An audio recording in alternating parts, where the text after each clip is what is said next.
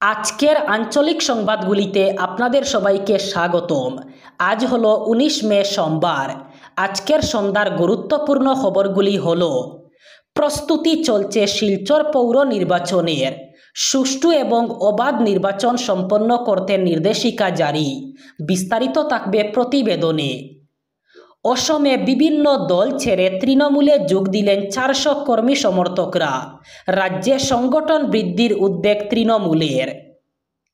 Account update থেকে pension, গ্রাহকদের সুবিধার্থে প্রভিডেন্ট ফান্ডে 5 বদল করেছে কেন্দ্রীয় সরকার। গ্রাহকদের জন্য দারুণ সুখবর।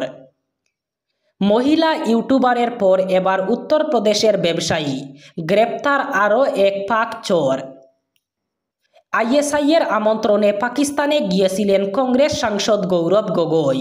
সাংসদ গৌরব গগৈয়ের পাকিস্তানি যুগ নিয়ে আক্রমণের জাজ আরও বাড়ালেন মুখ্যমন্ত্রী হিমন্ত। বিস্তারিত থাকবে প্রতিবেদনে। আমি পাকিস্তানের দুলাভাই, ট্রোলিংয়ের জবাবে আসাদুদ্দিন ওয়েসির ঠাট্টা। বিদেশি সফরের আগে বললেন ভারতের পক্ষেই দাঁড়াবো। বাংলাদেশের অবৈধবাদে বানবাসী হওয়ার আশঙ্কা, আতঙ্ক ত্রিপুরার বিলোনিয়া সীমান্তবর্তী গ্রামগুলিতে। এক হৃদয় বিদারক ঘটনা, মধুরবন্দের কাছে বরাক নদীতে ডুবে নিখোঁজ হল 15 বছরের এক নাবালক। এবং শেষ খবর, কেন্দ্রীয় মন্ত্রীর কনভয়ের গাড়ি ছিনতাই, গ্রেফতার অভিযুক্ত। এবারে শুনুন বিস্তারিত খবর। প্রথম খবর, প্রস্তুতি চলছে শিলচর পৌর কর্পোরেশন নির্বাচনের। অবাধ ও সুষ্ঠুভাবে সম্পন্ন করার লক্ষ্যে একটি গুরুত্বপূর্ণ পদক্ষেপ হিসাবে জেলা উন্নয়ন কমিশনার নরসিং বে গতকাল জেলা কাচার কমিশনারের কার্যালয়ে নতুন সম্মেলন কক্ষে একটি গুরুত্বপূর্ণ সভায় সভাপতিত্ব করেন। ভোটার তালিকা প্রকাশের প্রস্তুতি তদারকির জন্য নির্বাচন পূর্ব সময়সূচির অংশ হিসাবে নিবন্ধন কর্মকর্তাদের সাথে এই সভা আহ্বান করা হয়। অধিবেশনে অতিরিক্ত জেলা প্রশাসক এবং শিলচর পৌর বোর্ডের কার্যবাহী নির্বাহী কর্মকর্তা বানলাল লিম্পুইয়া নামপুই এবং গুরুত্বপূর্ণ নিবন্ধন কর্মকর্তারা উপস্থিত ছিলেন। জেলা প্রশাসক সকল নিবন্ধন কর্মকর্তাদের মধ্যে নিরবচ্ছিন্ন সমন্বয়ের প্রয়োজনীয়তার উপর জোর দেন এবং নির্বাচনের জন্য নির্ধারিত নির্দেশিকাগুলি কঠোরভাবে মেনে চলার গুরুত্ব পুনর্ব্যক্ত করেন। রাজ্যে পঞ্চায়েত ভোট পরবর্তী সময়ে সংগঠনকে আরও মজবুত করার চেষ্টা শুরু করেছে তৃণমূল কংগ্রেস। গতকাল রাজ্যের 300 জেলায় বিভিন্ন দল থেকে কর্মী সমর্থকেরা তৃণমূলে যোগদান করলেন। তৃণমূলের অসম শাখা জানিয়েছে প্রায় 400 জন রবিবার দলে যোগদান করেছেন। বস্তুত কয়েকদিন আগেই অসমের পঞ্চায়েত নির্বাচন হয়েছে। সেখানে 5টি পঞ্চায়েত আসনে জয়ী হয়েছে বাংলার শাসক দল। পঞ্চায়েত ভোটে আসন পাওয়ার পরে এবার অসমে সাংগঠনিক শক্তি বৃদ্ধিতে নজর দিচ্ছে তৃণমূল অসম শাখা। বিজেপি শাসিত অসমে এবারের পঞ্চায়েত ভোটে মোট 28 জন জেলা পরিষদ এবং 44 জন আঞ্চলিক পঞ্চায়েতে প্রার্থীকে মনোনয়ন দিয়েছিল তৃণমূল। তাদের মধ্যে 5 জন প্রার্থী জয়ী হয়েছেন এবং এদের মধ্যে একজন মহিলারাও রয়েছেন। এমপ্লয়িজ প্রভিডেন্ট ফান্ড অর্গানাইজেশন অথবা ইপিএফওর গ্রাহকদের জন্য আবার দারুণ সুখবর। পরিষেবাকে আরও সহজ করতে প্রভিডেন্ট ফান্ডে 5টি বদল করেছে কেন্দ্রীয় সংস্থা। এর জেরে উপকৃত হবেন বেসরকারি সংস্থার 7 কোটিরও বেশি কর্মী। চলতি বছর থেকেই সংশ্লিষ্ট পরিবর্তনের সুবিধা মিলছে বলে জানিয়েছে কেন্দ্রীয় শ্রম মন্ত্রক। ইপিএফওর গ্রাহকদের মাঝে মধ্যেই প্রোফাইল আপডেট করতে হয়। আগে সেই প্রক্রিয়াটি ছিল বেশ জটিল। বর্তমানে সেটি বেশি সহজ করেছে কেন্দ্রের নরেন্দ্র মোদী সরকার। এর জন্য ইপিএফও গ্রাহকদের ইউনিভার্সাল অ্যাকাউন্ট নম্বরকে আধারের সঙ্গে লিঙ্ক করতে বলা হয়েছে। পাকিস্তানের হয়ে চোরবৃত্তির অভিযোগে আবার গ্রেফতার। জানা গিয়েছে উত্তরপ্রদেশের ব্যবসায়ী শাহজাদকে গ্রেফতার করেছে পুলিশ। অভিযোগ, ওই ব্যবসায়ী গত কয়েক বছর ধরে ঘন ঘন পাকিস্তানে যাতায়াত করতেন, বেআইনিভাবে ব্যবসাও চালাতেন। উল্লেখ্য, পাকিস্তানের হয়ে চোরবৃত্তির অভিযোগে ইউটিউবার জ্যোতি মালহোত্রার গ্রেফতারিতে উত্তাল দেশ। তারপরেই আবার চোরবৃত্তির অভিযোগে গ্রেফতার উত্তরপ্রদেশের ব্যক্তি। উত্তরপ্রদেশের স্পেশাল টাস্ক ফোর্স সূত্রে জানা গিয়েছে, মুরাদাবাদ থেকে গ্রেফতার করা হয়েছে শাহজাদকে। তার বিরুদ্ধে অভিযোগ, গত কয়েক বছর ধরে তিনি বারবার পাকিস্তানে গিয়েছেন। বেআইনিভাবে ব্যবসা চালাতেন দুই দেশেই। প্রসাধনী, পোশাক, মশলার মতো নানা দ্রব্য পাচারও করতেন। আর এই ব্যবসার আড়ালেই চলত চোরবৃত্তি। রাজ্যে কংগ্রেস সাংসদ গৌরব গগৈয়ের পাকিস্তানি যুগ নিয়ে আক্রমণের জাজ আরও বাড়ালেন মুখ্যমন্ত্রী হিমন্ত বিশ্ব শর্মা। এর আগে হিমন্ত দাবি করেছিলেন, গৌরবের ব্রিটিশ স্ত্রী এলিজাবেথ কোলবার্নের সঙ্গে পাক গুপ্তচর সংস্থা আইএসআইয়ের যোগ রয়েছে। এলিজাবেথের সঙ্গে পাকিস্তানি সেনারও ভালো যোগাযোগ রয়েছে বলে অভিযোগ করেছিলেন তিনি। এবার এক ধাপ এগিয়ে রবিবার হিমন্ত অভিযোগ করেন, গৌরবকে আমন্ত্রণ জানিয়েছিল আইএসআই। সেই আবেদনে সাড়া দিয়েই পাকিস্তানে গিয়ে প্রশিক্ষণ নেন কংগ্রেস নেতা।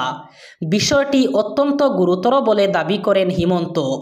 অসমের মুখ্যমন্ত্রী রাহুলের কাছে আবেদন করেছিলেন, অপারেশন সিঁদুর নিয়ে বিভিন্ন দেশে ভারত যে প্রতিনিধি দল পাঠাচ্ছে তাতে যেন গৌরব না থাকেন। এবার এই অভিযোগ করলেন রাজ্যের মুখ্যমন্ত্রী ডক্টর হিমন্ত বিশ্ব শর্মা। হায়দ্রাবাদের সাংসদ এবং মিম প্রধান আসাদুদ্দিন ওয়াইসি আবার সংবাদ শিরোনামে। পহেলগাঁওয়ে সাম্প্রতিক সন্ত্রাসী হামলার পর পাকিস্তানকে কড়া ভাষায় আক্রমণ করার ফলে তিনি পাকিস্তানি সোশ্যাল মিডিয়া হ্যান্ডলগুলোর নিশানায় পড়েছেন। তবে এই ট্রোলিং নিয়ে প্রশ্ন করা হলে তিনি হাসতে হাসতে বলেন, আমি পাকিস্তানের দুলাবাই হয়ে গেছি। ওয়েসি বলেন, ওরা কাউকে এত সুন্দর, এত স্পষ্টভাষী সহ্য করতে পারে না।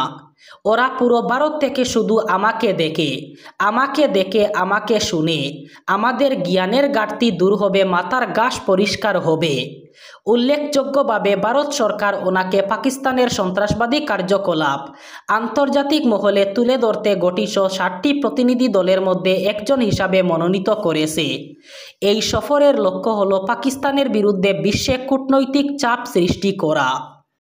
বাংলাদেশ সীমান্তবর্তী মুহুরী নদীর উত্তর পারে বর্ষার আগেই জলবন্দী হওয়ার আতঙ্কে দিন কাটাচ্ছেন ত্রিপুরার বিলোনিয়া শহর সংলগ্ন এলাকার মানুষজন।